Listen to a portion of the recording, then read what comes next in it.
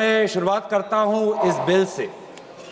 और अभी हमने आदरणीय मंत्री जी के वक्तव्य सुना और उनके बाद और इस संशोधन वाले बिल का विवरण पढ़ के साफ साफ पता चल जाता है कि ये सरकार शिक्षा विभाग को लेकर गंभीर नहीं है, सुधार नहीं लाना चाहती। ये सिर्फ एक दिखावा का बिल है, क्योंकि ये बिल एक संशोधन बिल है। आज से 2 साल पहले ये बिल लाया गया था, public examinations prevention of unfair act 2024। उस समय में भी एक यूजीसी ये नीट के 2024 के परीक्षा को लेकर पूरे देश भर में लोगों के मन में व्यापक चिंता थी।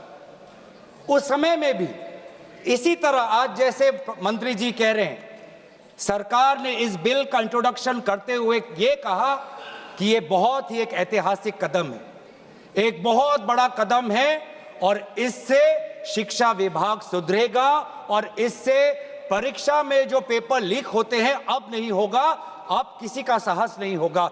ऐसे कड़े दंड उस समय सरकार ने कहा कि 2024 के बिल में वो लाए हैं। तो जो 2024 के नीट यूजी पेपर लीक पे जो तहकीकात हुई, जो इन्वेस्टिगेशन हुआ, मैं पढ़ना चाहता हूं उसकी स्थिति आज क्या है, ताकि पता तो चले कि ये सरकार 2 साल पहले जो नीट परीक्षा को लेकर जो व्यापक भ्रष्टाचारी हुई उसको लेकर यह सरकार कितनी गंभीर है।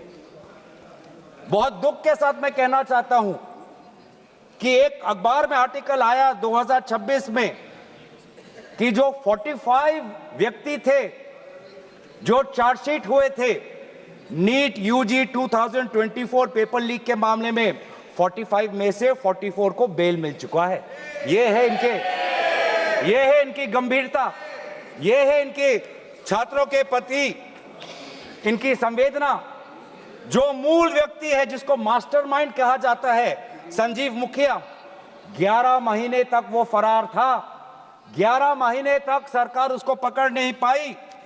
अप्रैल 2025 में वो फाइनली उसका गिरफ्तार हुआ और फिर उस मामले में उसको बेल मिल गया। मई 6, 2025 एक दूसरे व्यक्ति रंजीत कुमार बरुआ जो करियर एकेडमी एजुकेशन ट्रस्ट के चेयरमैन है, वो बेल। एक अमित कुमार सिंह जो पेपर सॉल्वर के गैंग में था, उसको मई 7, 2025 को उसको बेल। एक पंकज कुमार जो कैंडिडेट्स को वो सारे कागज लीक करता था मोबाइल फोन के द्वारा, मई 15, 2025 उसको बेल। राकेश जिसका ये आरोप था कि उसने प्रश्न कागज को उसकी चोरी की, उसको बेल। तो ऐसे एक लंबा ब्यौरा है, चाहे वो अमित प्रसाद महाराणा का हो या धीरेन्द्र कुमार पांडा का हो। तो ये कानून उस समय भी विफल था और ये कानून जिस मंशा से आज ला रही है आज भी ये विफल होगा। ये कानून आपकी विफलता का स्मारक है, क्योंकि ऐसे कानून 2024 के में लाने के पश्चात भी 2026 में तो लीक हुआ ना सर।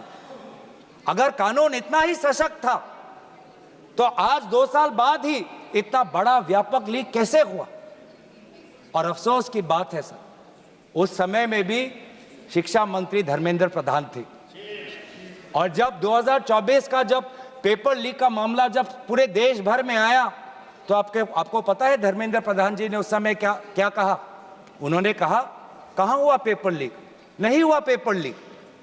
और आज भी पहले 2.5 महीने तक तो उनका रवैया यही था कि कहीं कोई धांधली नहीं हुई, सरकार ने बहुत अच्छा काम किया है। 21 बच्चों की जान गई, आत्महत्या उन्होंने की। आपको शर्म नहीं आती इस सरकार को कि जिस मंत्री के तहत में 21 बच्चों ने अपनी जान गंवा दी, आत्महत्या की, जब उसने अपने मंत्री पद से इस्तीफा दिया, कल जब वो सदन में आए आपने उनको ऐसा माला पहनाया ताकि जैसे वो पाकिस्तान से जंग लड़के आए हैं, ऐसा माला पहनाया, ऐसा उनका वजूद उनको बड़ा किया मानो कि वो पाकिस्तान से जाकर सीमा पे जाकर जंग लड़ के आए हैं। ये है उनकी सच्चाई। दुख लगता है सर। आज ये बात प्रधानमंत्री आते हैं इंस्टाग्राम के रील पर, वो अलग बात है कि जो पहली कैबिनेट बैठक हुई, उस कैबिनेट बैठक में शिक्षा को कैसे सुधारा जाए, पेपर माफिया को कैसे खत्म किया जाए, पेपर सेटर के माफिया को कैसे खत्म किया जाए, पेपर सॉल्वर के माफिया को कैसे खत्म किया जाए, टेस्टिंग सेंटर के माफिया को कैसे खत्म किया जाए, प्रिंटिंग प्रेस के माफिया को कैसे खत्म किया जाए, कोचिंग सेंटर के माफिया को कैसे खत्म किया जाए, सिलेबस कैसे स्कूल के सिलेबस के साथ मिले, आउट ऑफ सिलेबस परीक्षा के पेपर ना आए, सीबीएसई के ओएमआर में धांधली न हो, इन सब चीजों पर व्यापक चर्चा करने के बजाय प्रधानमंत्री मोदी जी कहते हैं इंस्टाग्राम पर और ध्यान दो, इंस्टाग्राम पर और ध्यान दो। और प्रधानमंत्री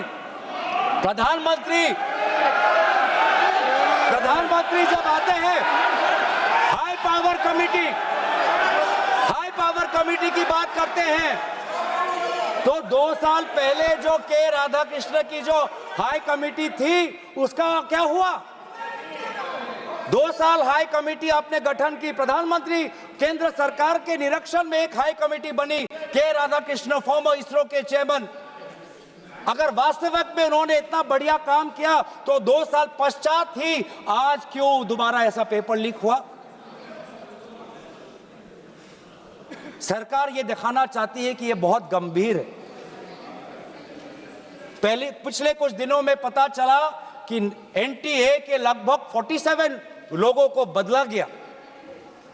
सर, मैं इस सरकार से मैं ब्यौरा चाहूंगा कि वे जो 47 लोग हैं जिनको आपने ट्रांसफर किया या सस्पेंड किया, कौन है वो? क्योंकि एनटीए की जो एक्चुअल सैंक्शन कैपेसिटी है, एनटीए की जो सैंक्शन कैपेसिटी है वो 34 की है, 34 की सैंक्शन कैपेसिटी है। ये 47 कौन है? कौन है ये 47? 34 में से तो शायद 10-11 वैकेंसियां हैं, 24 ही है जहां पर लोग बैठे हुए हैं। तो ये जो 47 जो सैंक्शन, ये कौन है? जो आउटसोर्स करके अपने लोगों को लाया एनटीए में, वो लोग हैं क्या? उसका ब्यौरा मिलना चाहिए। हम जानना चाहते हैं, आपने एनटीए के डीजी को बदला और एनटीए के चेयरमैन को रखा, ऐसा क्यों?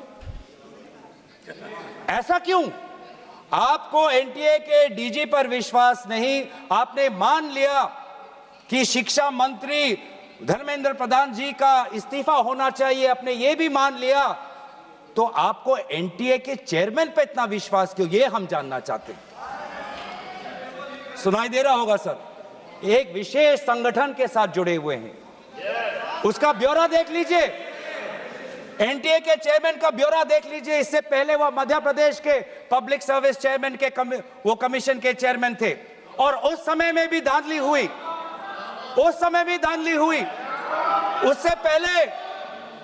उससे पहले वो छत्तीसगढ़ में भी पब्लिक सर्विस कमीशन में चेयरमैन थे, उस समय में भी धांधली हुई। ऐसे इतने धांधली से जुड़े हुए व्यक्ति को आज भी इतने पेपर लीक होने के पश्चात भी आपकी सरकार बचा रही है, आपकी सरकार बचा रही है।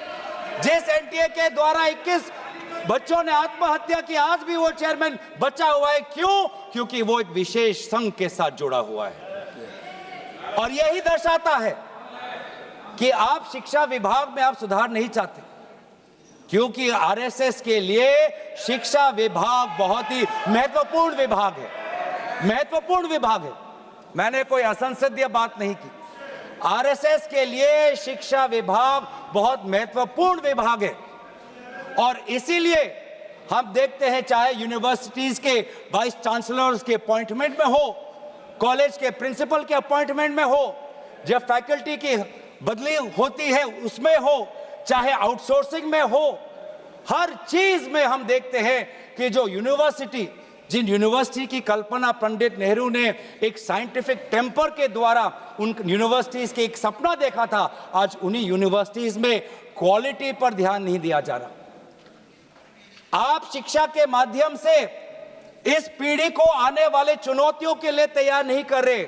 आप शिक्षा के माध्यम से इस पीढ़ी के लोगों को आने वाले समय में आपके दल के सदस्य बने, आपको वोट दे, उसके लिए आप एक माहौल बना रहे हो। यह है आपके लिए शिक्षा का उद्देश्य, यह है शिक्षा का उद्देश्य। और हमने देखा कि वे जो संस्थाएं, चाहे वो आईआईटी हो, चाहे जेएनयू हो, चाहे डीयू हो, देश भर से माता पिता अपने बच्चों को बोल रहे कि जाओ दिल्ली जाओ, अगर दिल्ली नहीं जा सकते तो बॉम्बे जाओ, बिहार में जाओ, लेकिन धरना प्रदर्शन करो। आज शिक्षा की बात है, आपको अपना भविष्य आपको बचाना है। मैं नहीं जा सकता पर मेरी आशीर्वाद तुम्हारे साथ है। एक मां ने एक आशीर्वाद के साथ अपने बेटी को भेजा, एक बाप ने अपने बेटे के पीठ पे थपथपाकर उसको जंतर मंतर पे भेजा, और डीयू, आईआईटी, जेएनयू कहती है आप मत जाओ। छात्रों को कहती है अगर आप जाओगे तो आपके करियर पर प्रभाव बन सकता है। यह है शिक्षा की संस्थाएं। ऐसे हम आने वाले चुनौतियों के लिए हम भारत का निर्माण करेंगे, अपने युवाओं को हम उनको ताकत देंगे। इसीलिए अगर एक बात इस पूरे घटनाक्रम से निकलती है वो ये है कि आज शिक्षा में ये इस बिल से, जिसमें आपने पेनल्टीज बढ़ा दिए, पनिशमेंट बढ़ा दिए, इससे हमारा शिक्षा विभाग नहीं सुधरेगा। राहुल गांधी जी बार बार कहा कि धर्मेंद्र प्रधान जी सिर्फ एक मुखौटा है आपके शिक्षा विभाग का। आपकी शिक्षा के प्रति जो आपकी जो नीति है वो सिर्फ उसका एक चिन्ह है, एक सिंबल है। उनके हटने से भी शिक्षा में सुधार आएगा। आज भी ना बच्चों को विश्वास आता है इस बात पर, ना हमें इस बात पर विश्वास है। लेकिन इसके पश्चात भी आज शिक्षा पर बातचीत हो रही है, आज शिक्षा को लेकर धरना हो रहा है, आज शिक्षा को लेकर जंतर मंतर में हजारों की तादाद पर लोग इकट्ठित हुए हैं। आज शिक्षा के विषय पर सारे दल संगठन सब ने अपने अपने प्रदेशों में, चाहे महाराष्ट्र में हो, चाहे यूपी में हो, चाहे बिहार में हो, चाहे पश्चिम बंगाल में हो, चाहे या असम में हो, सब जगह विभिन्न राजनीतिक दल संगठन और इन दल संगठन से अलग सारे युवा सड़क पे आ गए। सब ने अपने शिक्षा की मांग की। और क्यों मांग की? उनके दुख को पहले हमें समझना चाहिए, उनके पीड़ा को हमको समझना चाहिए, वो उनके अंदर जो नाराजगी है उस बात को हमें समझना चाहिए। नहीं तो किसी का इतना साहस नहीं कि सड़क पे आके गर्मी बारिश, सड़क पे सोना, पुलिस की लाठी खाना, दिन दिन भूख हड़ताल पे रहना, सबकी इतनी साहस नहीं है। ये साहस कहां से आता है? ये साहस आता है उस दर्द से, जिस दर्द में अपने भविष्य को लेकर वो विवश हैं, जिस दर्द में अपने देश के भविष्य को लेकर वो विवश है, जिस दर्द को वो आज के समाज में उसको व्यक्त भी नहीं कर सकते, सरकार से सवाल भी नहीं पूछ सकते। और बहुत ही बढ़िया एक व्यक्ति ने इस पूरे जो दर्द है, इस दर्द के बारे में बात करते हुए गोपाल दास नीरज के गीत की बात करता है। वो व्यक्ति जिस व्यक्ति से राहुल गांधी जी मिलने गए, उसने कहा, उसने हमें याद दिलाया कि नीरज की वो पंक्तियां, स्वप्न झरे फूल से, मीत चुबे शूल से, लुट गए सिंगार सभी, भाग गए बबूल से, और हम खड़े खड़े बहार देखते रहे, कारवां गुजर गया गुबार देखते रहे। ये बच्चों की वो दुख है। क्या करें? हमारे पास पैसे नहीं है इतने कि हम पेपर खरीद पाएं। 30-30 लाख का पेपर हमें खरीदने के पास, हमारे पिताओं के पास इतने सामर्थ्य नहीं है। वो दुख है, वो नाराज है, और इसीलिए जब वो दुख से वो लड़ नहीं पाते तो आत्महत्या पर आ पड़ते।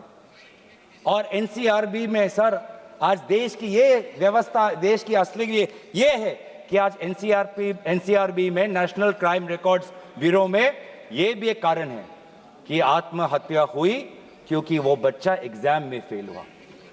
ऐसा भी एक कारण आ गया है। बच्चों की आत्महत्या, छात्रों की आत्महत्या लगभग 1 लाख से ऊपर बढ़ चुकी है। 1 लाख से ऊपर, जिसमें से 2000 ने तो साफ साफ कहा है, 2400 ने साफ साफ कहा है कि मैं फेल हो गया और इसीलिए मैं सुसाइड ले रहा हूं। बहुत लोग, बच्चों ने फैमिली, पारिवारिक कारण से, फैमिली रीजन से वो आत्महत्या उन्होंने की। लेकिन इसके पश्चात भी वे युवा आए, वो चाहे गुजरात से हो, वो चाहे महाराष्ट्र से हो, चाहे विदेश से हो, चाहे दक्षिण भारत से हो, महाराष्ट्र से, वो सब आए और जब वो आए और दिल्ली की गर्मी, दिल्ली के बारिश से जब वो जो उन्होंने उसमें जो दर्द है, उसमें जो संघर्ष है, उस संघर्ष को याद करते, उस संघर्ष को झेलने में उन्होंने याद किया सावित्री बाई फुले को। वे लड़कियां जो आई थी, ऐसे बहुत लड़कियां थी जिन्होंने रील पे कहा कि मैं अपने माता पिता को बिना बोले में जा रही हूं क्योंकि मुझे लड़ना है। ऐसे भी लड़कियां थी जिन्होंने कहा कि मैं छात्र नहीं हूं, मैं काम करती हूं, लेकिन मैंने भी कुछ साल पहले नीट का परीक्षा दिया था, मैं पहले अटेम्प्ट में मेरा पेपर लीक हो गया, कितना मानसिक मेरे पे दबाव बना मैं खुद समझ सकती हूं। आज अगले पीढ़ी के साथ, जिस समय मैं खड़ी नहीं हो पाई, मैं बाहर नहीं आ पाई, लेकिन आज अगले पीढ़ी के साथ मैं खड़ा होना चाहती हूं, मैं जाऊंगी आज। ये सब वहां पे आए क्यों?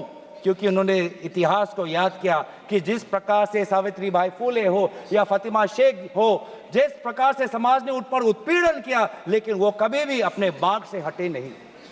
युवा लोग आए, एक लड़का था हरे शर्ट में, वो पुलिस को बोल रहा कि आ मार, मुझे मारो, मारो सर मारो। उसमें वो भगत सिंह का जज्बा हमें दिखाई दिया। हमेशा उसने हाथ नहीं उठाया, उसने खाली बोला कि मारो, क्योंकि ये थी लोगों की और युवाओं की ताकत कि अब वो डर उनसे चला गया, डर खत्म हो गया, डर गायब हो गया। लाठी है, दर्द होगा, रात को सोने में मुश्किल होगी, लेकिन सब लोग कह रहे थे कि कुछ नहीं होता, अगर शिक्षा के लिए, अपने भविष्य के लिए अगर मुझे 2-3 लाठी भी खानी पड़ेगी तो मैं लाठी खाने जाऊंगा। ऐसे भी लोग थे जो 20 जुलाई के रात को आए। वो 20 जुलाई के सुबह नहीं थे, 7 बजे नहीं थे, 4 बजे दोपहर को नहीं थे, वो रात को 10 बजे आए। क्यों? क्यों? उनको दुख हुआ। उन्होंने रील में देखा कि किस प्रकार से पुलिस वालों ने बच्चों पर हाथ उठाया और उन्होंने बोला कि चलो मैं भी एक लाठी खाने जाऊंगा। ये है हमारा युवा शक्ति। मैं इस सदन से भारत के युवा समाज को मैं नमन करता हूं, आभार प्रकट करता हूं, शुभकामनाएं मैं देता हूं, धन्यवाद देना चाहता हूं कि आपने हमें दोबारा याद दिलाया कि लोकतंत्र का मतलब क्या है। आपने दोबारा हमें याद दिलाया कि सवाल पूछना आप सबका, हमारा सबका मौलिक अधिकार है। हमने वो भी देखा उस मध्य प्रदेश से आए हुए आदमी को जिसके सर पर खून निकल रहा था। क्यों? क्योंकि कांटों से भरा हुआ एक डंडा उसके सर पर पड़ा और उसने तब भी वो पीछे नहीं हटा। खून से लथपथ उसका चेहरा, उस समय भी पुलिस को ललकार रहा था कि देखो ये लोकतंत्र है, लोकतंत्र में जनता जनार्दन है, जनता प्रजा राजा होता है। ये है वहां की उस ताकत। बहुत लोग कहते हैं कि बहुत से गलत शब्द भी उस सभा में, जंतर मंतर में किए गए।